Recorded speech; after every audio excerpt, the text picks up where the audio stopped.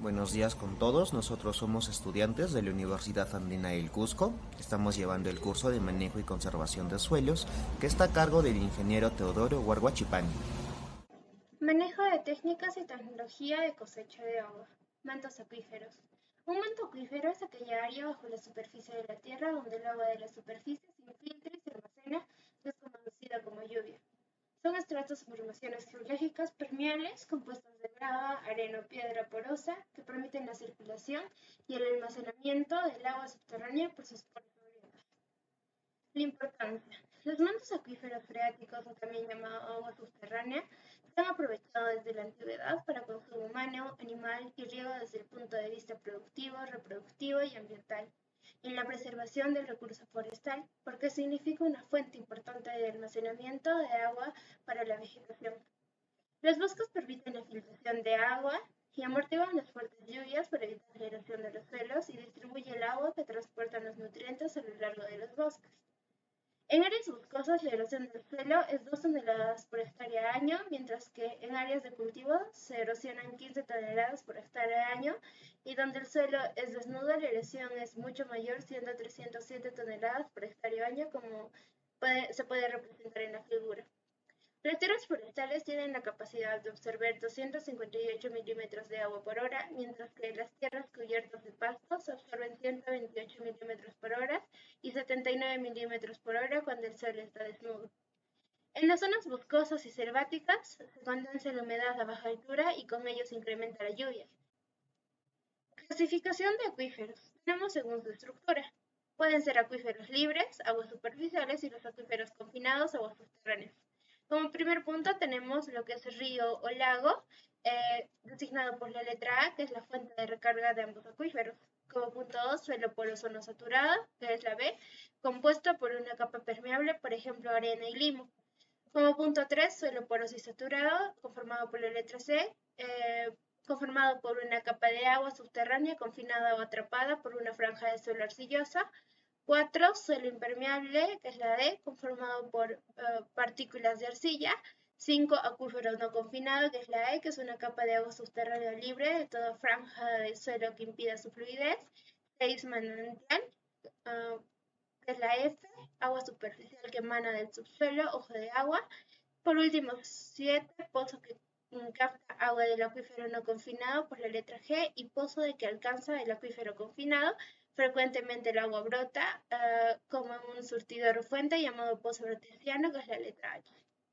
Según su textura tenemos dos, que es acuífero poroso, que es el agua subterránea que se encuentra como embebida en una esponja dentro de unos poros intercomunicados entre sí, cuya textura demuestra que existe permeabilidad. Y dos, acuíferos fisurales, que el agua se encuentra ubicada sobre fisuras o fracturas rocosas. Según su comportamiento hidráulico, tenemos tres: acuífero subestimado libre, que entre ellos existe una superficie libre con el perfil del suelo y real de agua almacenada. Punto 2, acuífero cautivo confinado, que es el agua atrapada en dos capas impermeables del suelo. Y 3, acuífero semiconfinado, que es el estrato del suelo que tiene una permeabilidad significativamente menor al acuífero mismo. Aprovechamiento de aguas subterráneas permanentes. Las actividades agrícolas y ganaderas requieren el aprovechamiento del agua subterránea a través de manantiales, pozos o cuevas. La ventaja de utilizar agua subterránea es que hay menos contaminación que las que están sometidas y su capacidad de filtración en el suelo que la hace generalmente más pura que las aguas superficiales. Además, este recurso apenas se ve afectado por una sequía prolongada. Por lo tanto, un factor que debe tenerse en cuenta es la protección y conservación de las áreas forestales, un área de reabastecimiento que permite el uso continuo y permanente de los recursos hídricos. Tecnologías de cosecha, captación y almacenamiento de agua de lluvia. Bueno, para esto existen criterios de selección de la obra, los cuales son la precipitación anual, la textura del suelo y la pendiente del terreno. Bueno, empezamos con qué es la precipitación anual. Esta tecnología se recomienda para aquellas zonas donde hay problemas de baja precipitación y además mala distribución. Inclusive se puede utilizar donde puede llover hasta 2.500 milímetros, pero con distribución muy irregular. El siguiente es la textura del suelo. Las cisternas en terrenos muy arcillosos o muy arenosos tienen costos de construcción muy elevados, ya que es necesario reforzar bien el suelo. Se recomienda su construcción en suelos que tengan un nivel medio de arcilla y de arena. Y por último, el pendiente del terreno.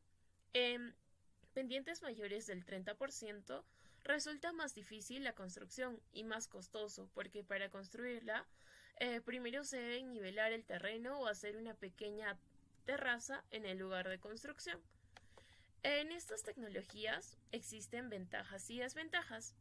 Entre las ventajas tenemos que se llena con agua de techo, potable, de río, aguas conducidas por bombas, emas y escorrentías. También no ocupa mucho espacio debido a que está enterrado. Entre las desventajas tenemos que no es de fácil construcción, tampoco se recomienda para suelos muy arcillosos o arenosos, y necesita de una inversión inicial considerable. La utilidad más que todo de esta tecnología es para el uso doméstico, riego de cultivos, de verano y para ganadería, aunque en menor escala almacena aproximadamente 9 barriles de agua. Otra de las tecnologías son las micropresas desmontables. Bueno, este es un sistema de captación de agua con infraestructura que puede ser desmontada para evitar que la corriente le dañe en épocas de lluvia. Se construye con un muro transversal a la corriente del río en época seca. El agua es conducida por la gravedad a través de tuberías con suficiente presión para hacer funcionar pequeños sistemas de riego por goteo en hortalizas, frutales de guía y en cítricos. Otra tecnología son los palos, rastrojos y plástico. Esta es una técnica sencilla y económica que se construye solo en verano cuando el caudal está bajo, mantiene el curso o naturaleza del río o corriente y no afecta el sistema biológico. Se recomienda construir una base en forma de triángulo para soportar y dar mayor resistencia al muro de retención. Sacos de arena y plásticos. Bueno, se recomienda ubicar doble fila de los sacos. Esto con la finalidad de hacer una mayor resistencia a nuestro muro de retención. Asimismo, también se recomienda que el plástico debe de ir en el medio de las dos filas, con el fin de que estos plásticos no sean perforados por los peces. Bueno, ahora pasaremos con la piedra de golón. Esta estructura es similar al proceso anterior de los sacos de arena y plásticos, con una única diferencia, que en este material es arena, lagunetas, reservorios o embalses. En sí, las lagunetas o embalses o reservorios son grandes depósitos formadas artificialmente por el hombre, donde éstas se construyen con el único fin de aprovechar las fuentes de agua provenientes de microcuencas. Bueno, para poder tener en sí éxito en la construcción de estas se deben de considerar dos puntos muy importantes. El primero, que es el suministro de agua, tiene que ser seguro. Y el segundo, tiene que haber un suelo que contenga una suficiente arcilla para que el agua no pueda irse para adentro. Bueno, ahora les voy a hablar un poco sobre la captación de agua por escorrentía. En esto suceden tres tipos de captaciones, que la primera es la captación de agua con camellones de piedra, seguidos por unas curvas a nivel. La segunda es la captación y la retención del agua en terrazas amplias e individuales. En esta tenemos que ver tres ítems muy importantes, que son las terrazas individuales, terrazas de banco y las terrazas de formación lenta. Y por último tenemos la captación de agua por bacheo. Ahora hablaremos sobre las buenas prácticas para optimizar el uso del agua en sistemas de producción. Actualmente, la agricultura es uno de los sectores que más agua necesitan para su realización. No obstante a esto, pocos son los que son conscientes de la cantidad de agua que se necesita y no aplican las buenas prácticas para darle un buen aprovechamiento a este recurso. Para ello, se presentarán algunas opciones de aprovechamiento del agua. Uno, tenemos el aprovechamiento del agua a través de las obras físicas. Esta alternativa sirve para retener, conservar y permitir la infiltración del agua de lluvia que caerá sobre el cultivo con el fin de aprovecharlas mediante las siguientes tecnologías, ya sean reservorios de laderas, micropresas, lagunas, entre otras. Se debe tener en cuenta que estas tecnologías ya existían desde el periodo incaico. Tenemos los camellones de piedra, que estas consisten en una serie de plataformas de tierra rodeadas por canales de agua, Las plantas se cultivan sobre las plataformas y el nivel de agua en los canales pueden controlarse a través de entradas y salidas de agua. Un beneficio es su contribución en la mitigación de heladas nocturnas durante la campaña agrícola. También tenemos las zanjas de infiltración. Son técnicas de bajo costo ideales para retener el agua y permitir que se infiltre lentamente en el suelo. Y por último, los surcos. Otro método es la cobertura vegetal. La cobertura vegetal es una práctica que permite proteger el suelo consiguiendo un aporte de nutrientes al mismo, ya que regula la humedad y temperatura del suelo. Este va a limitar la erosión hídrica y controlar las malezas. Se utiliza mayormente en cultivos anuales, donde se trata de mantener cubierto a lo largo de todo el año bien los cultivos. Actúa como una capa de revestimiento, la cual va a evitar que las gotas de lluvia impacten directamente contra la superficie. Tenemos el rastrojo como mulch.